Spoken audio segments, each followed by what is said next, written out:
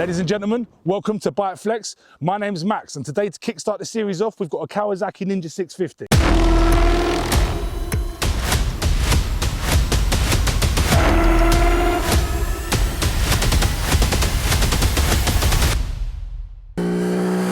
But before we get into the bike, let's have a word with the rider. So today I'm with Jake. Some of you may know him from the drum and bass scene as MCJ Wheels.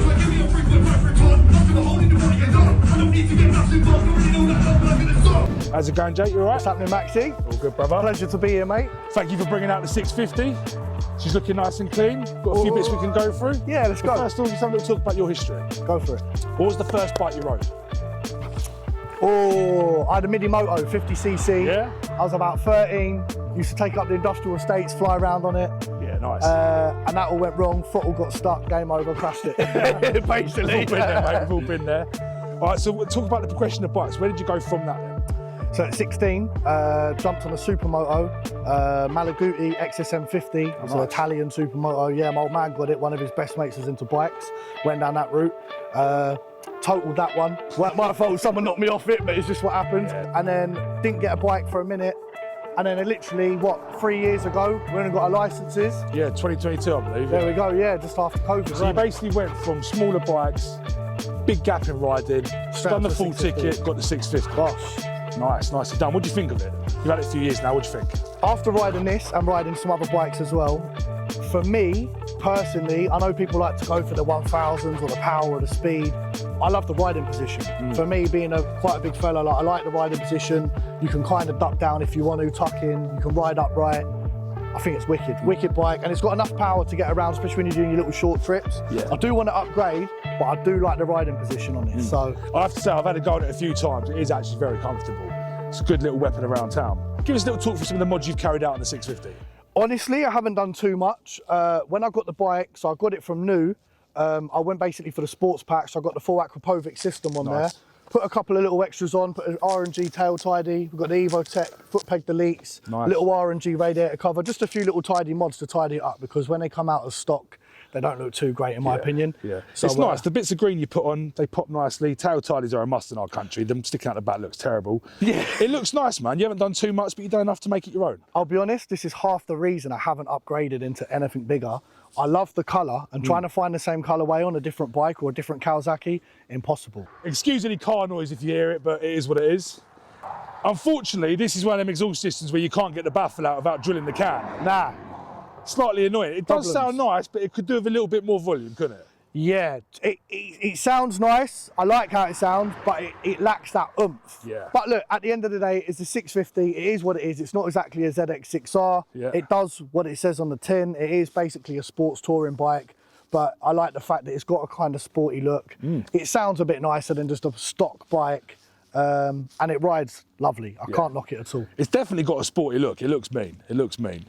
But yeah. It's a good little bike, man. I think you made the right choice now with such a gap in your riding history to go to something was not a complete animal. Yeah, I completely agree. And the other thing is, I've learnt a lot. So obviously we done our little trip not so long ago into Wales, done like a 600-mile trip in a couple of days. It's a good ride, good ride. All the twisties you hit, all them nice long roads, the big open roads, you learn a lot. And I took a lot of experience from that as well.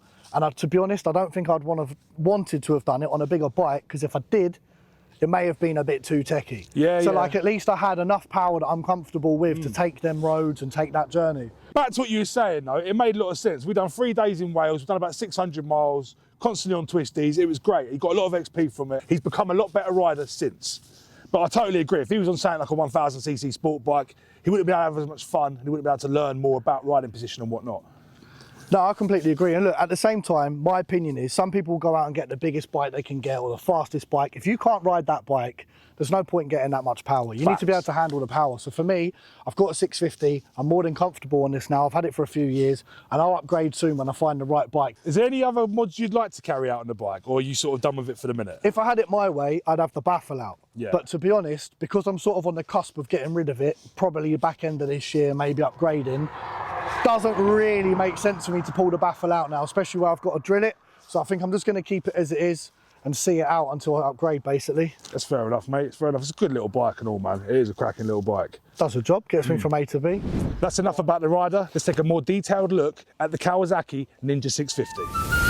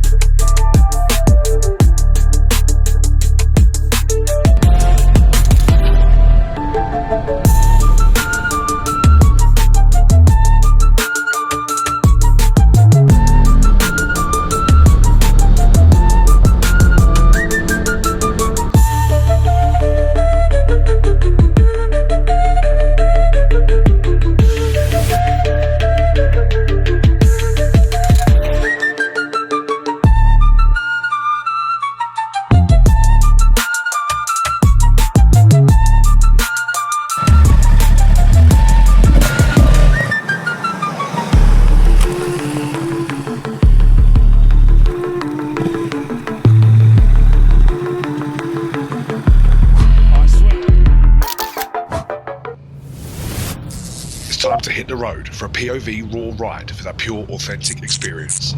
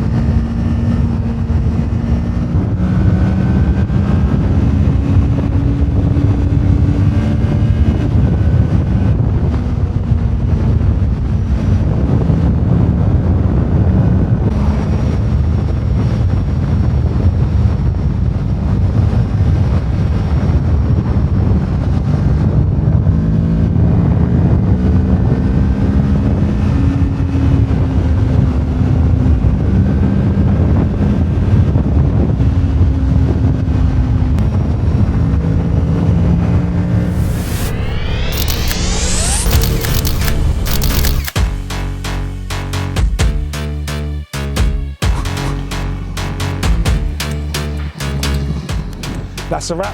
Thanks once again to Jake for bringing out the Ninja 650. Be sure to go follow him on all social medias and check out his latest releases on Spotify. If you're liking the content and want to be kept up to date, don't forget to like, share and subscribe. If you want to feature on Bikeflex, DM or email below. And remember, if you want to flex it, we want to see it.